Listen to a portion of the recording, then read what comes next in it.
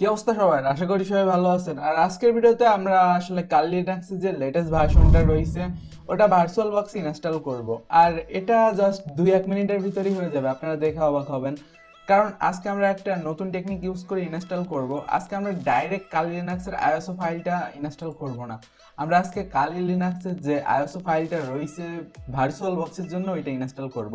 সেই জায়গায় আসলে এই যে লিঙ্কগুলো, তো কালি লিনাক্সের অফিসিয়াল ওয়েবসাইটে যাবেন kali.org। আর ভার্চুয়াল বক্স ডাউনলোড আমরা করব virtualbox.org ওয়েবসাইট থেকে। তো এই জায়গায় দেখেন কালি লিনাক্সের অফিসিয়াল ওয়েবসাইটে যাওয়ার পর আমরা ডাউনলোড অপশনে যাব, এবং ডাউনলোড অপশনে যাওয়ার পর এই জায়গা থেকে আসলে চুজ করব আমাদের প্রয়োজনীয় প্যাকেজটা। তো যেহেতু আমরা ভার্চুয়াল বক্স ব্যবহার করব, তো ভার্চুয়াল বক্সের উপর প্রেস করলাম। আর এই জায়গা থেকে দেখেন বেশ কতগুলো অপশন আছে, কিন্তু প্রায় 3টা, তার ভিতর দুটো দুটো করে অপশন। তো এর ভিতর থেকে আমাদের চুজ করতে হবে আমরা কোন অপশনটা ইউজ করব। তো এটাও কিন্তু ভার্চুয়াল বক্সের জন্য এই ইমেজটা, আর এটা হলো ভিএমওয়্যার এর জন্য। তো আমরা এই ক্ষেত্রে যেহেতু ভার্চুয়াল বক্স ইউজ করতেছি, তো এই সফটওয়্যারটার নাম ভার্চুয়াল বক্স। অনেকেই জানেন, অনেকে জানেন না। তো এটাতে আসলে আমরা ইনস্টল করব। তো আমরা এই ইমেজটা চুজ করব। আমরা এই জায়গায় চুজ করব এই যে 64 বিটের যে ইমেজটা, এটা।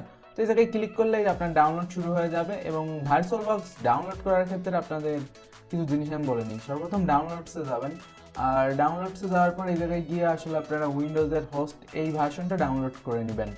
তো এখন ভার্চুয়াল বক্সের ডাউনলোড তো শেষ হলো। এখন যে কাজটা আমাদের করতে হবে সেটা হলো আমাদের চেক করতে হবে আমাদের আসলে ভার্চুয়ালাইজেশনটা অন আছে কিনা। যদি ভার্চুয়ালাইজেশন অন না থাকে তো ভার্চুয়াল বক্স দিয়ে আপনি কি করবেন। তো এই জায়গায় আপনি আসলে টাস্ক ম্যানেজারে গেলে দেখতে পারবেন যে আপনার ভার্চুয়ালাইজেশন আনঅ্যাভেল আছে কিনা। এটা যদি আনঅ্যাভেল না থাকে তো টেনশন করার কিছু নেই। তো আপনি এই জায়গায় সিম্পল একটা অপশানে আমি দেখাই দিচ্ছি, এটাতে যাবেন। তো কম্পিউটারে যাওয়ার পর এই জায়গা থেকে uninstall or change a program এই অপশানটায় যেতে হবে। এবং এই অপশানটায় যাওয়ার পর আমাদের সামনে এরকম একটা ইন্টারফেস আসবে। তো আমরা এই জায়গা থেকে যাবো প্রোগ্রাম অ্যান্ড ফিচার নামক এই অপশানটাতে, এবং এই জায়গায় গিয়ে আমরা turn off on Windows feature এটার উপর যাবো, ঠিক আছে। তো দেখেন এই জায়গায় বেশ কিছু জিনিস আপনাকে খেয়াল রাখতে হবে। এক তো এই হাইপার ভি এটা আনএবল করেন না, কারণ এটা এই জায়গায় আপনাদের কোনো কাজে লাগতেছে না। তো এটার উপর যদি টিক থাকে টিকটা সরাই দিবেন। এবং আরেকটা জিনিস ডিসেবল করবেন এই জায়গা থেকে, উইন্ডোজ স্যান্ডবক্স। তো এই দুটো তো ডিসেবল করলেন, এখন আনএবল করবেন কি? তো আনএবল করবেন ভার্চুয়াল মেশিন প্ল্যাটফর্ম, এই জিনিসটাকে আপনারা আনএবল করে নেবেন। এবং তারপর আপনি এই জায়গায় হাইপার ভিশন প্ল্যাটফর্ম এটা আনএবল করবেন, এবং এই জায়গায় ওকে দিবেন। আমার এই জায়গায় রিস্টার্ট চাচ্ছে না, কারণ আমার অলরেডি ইনস্টল করা। আপনাদের এই জায়গায় একটা রিস্টার্ট চাবে, রিস্টার্টটা দিবেন, তারপর আপনার ভার্চুয়ালাইজেশন অন হয়ে যাবে। আর যদি অন না হয় তার জন্য সিস্টেম আছে, আপনি কমেন্ট করেন, আমি উপায় বলে দিব। তো এখন মোটামুটি আমাদের এই দুটো যে প্রোগ্রাম ছিল ভার্চুয়াল বক্স আর তার পাশাপাশি কালি লিনাক্সের এই যে আইএসও ফাইল বললে এটাকে ভুল হবে, এটাকে ভার্চুয়াল বক্সের ইমেজ বলাটা ঠিক হবে। তো এটা ডাউনলোড করে নেবেন।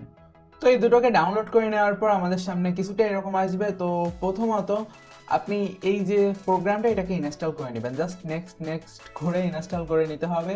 তেমন ফ্যান্সি কোনো সেটিং নেই। আর এই যে ফাইলটা আসলে এটাকে আপনারা চাইলে এক্সট্র্যাক্ট করতে পারেন, আর যদি এরকমই পেয়ে যান মানে তাইলে তো ভালো। আমি আসলে টরেন্ট থেকে ডাউনলোড করেছি। তো এটাকে ইনস্টল করে নিতে হবে। এটাকে ইনস্টল করার পর আমরা এখন এটাকে রান করলাম। তো রান করার পর এরকম ইন্টারফেস আসবে, যদিও আপনাদের এই জায়গায় এরকম কোনো অপশন থাকবে না, এটা এমটি আসবে। তো এখন আমাদের আসলে ইনস্টল করতে গেলে কি করতে হবে, তেমন বিশেষ কিছু না। জাস্ট এই যে ওভিএ লেখা এটার উপর ডবল ক্লিক করেন, তারপর অ্যাডমিনিস্ট্রেটরের পারমিশন যাবে আর এরকম চলে আসবে। তো এই জায়গা থেকে আসলে আপনাদের কিছু সেটিং করতে হবে, ঠিক আছে। তো প্রথমত দেখেন, প্রথমে এই জায়গায় নাম টাম এই সমস্ত বাদ দেন, আগে সিপিইউ সেটিং আর র্যামের সেটিং। তো আগে দেখতে হবে আপনার কম্পিউটারের যে স্পেসিফিকেশন ওটা কি। দেখেন আমার এই জায়গায় 16 জিবি র্যাম রয়েছে, তো আমি অনায়াসে 8 জিবি র্যাম তো ইজিলি ইউজ করতে পারবো। তো আপনার যদি সেই ক্ষেত্রে 8 জিবি র্যাম থাকে 4 জিবি ইউজ করেন, যদি 4 জিবি থাকে 2 জিবি ইউজ করেন।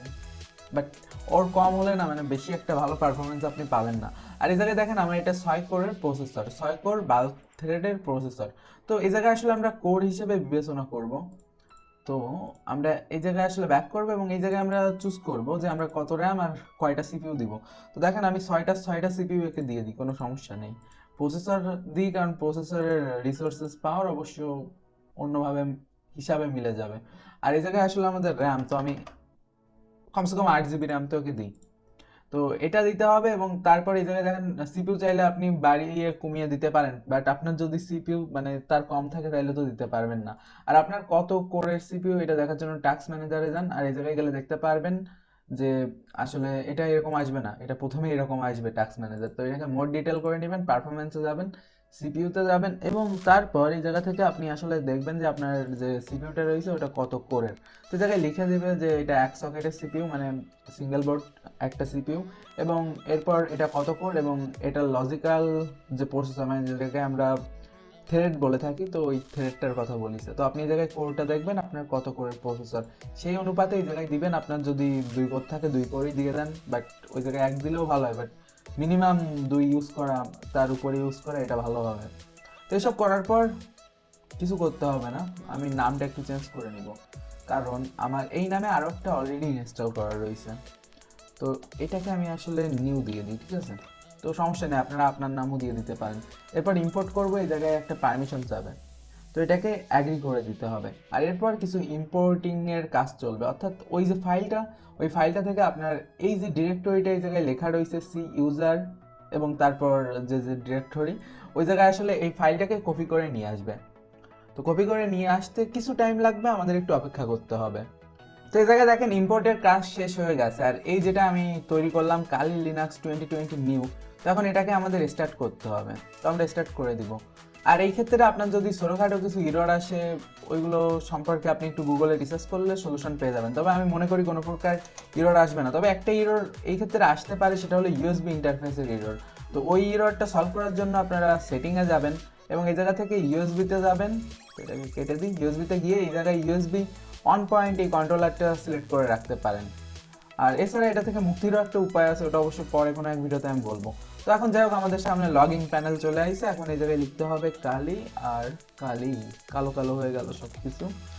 তো 2বার কালি লিখার পর আমাদের এরকম চলে আসবে। তো অনেকে হয়তো ভাবতেছেন যে আমাদের ওই সমস্ত ইনস্টলেশন প্রসেস কোথায় গেল, ওসব করা লাগবে না। আপনি যদি এই ইমেজটা ইউজ করেন, কোনো ইনস্টলেশনের কোনো দরকার নেই, ডাইরেক্ট এরকম ইউজ করতে পারবেন।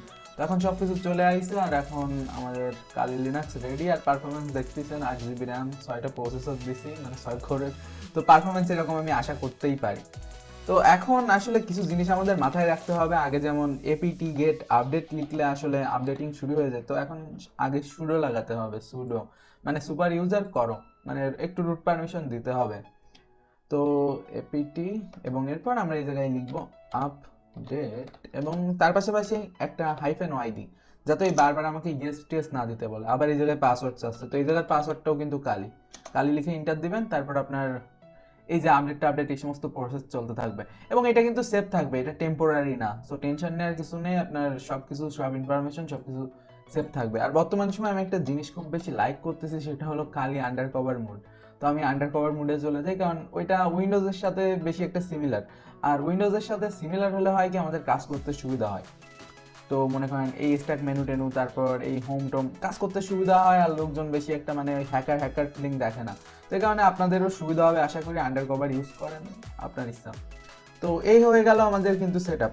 আর এটার যে রিপোজিটরি, ওটা ঠিক করা আছে। তো রিপোজিটরি নিয়ে আপনার টেনশন করার কিছু নেই, রিপোজিটরিটা ভার্চুয়াল যে বক্সটা ওইটার হিসাবে তৈরি করা, তো সব হিসাবে ঠিক আছে। এখন আমরা এই আপডেটটাকে আপগ্রেড করে দিই, তাহলে আমাদের এখন ফুল সিস্টেম আপগ্রেড শুরু হয়ে যাবে।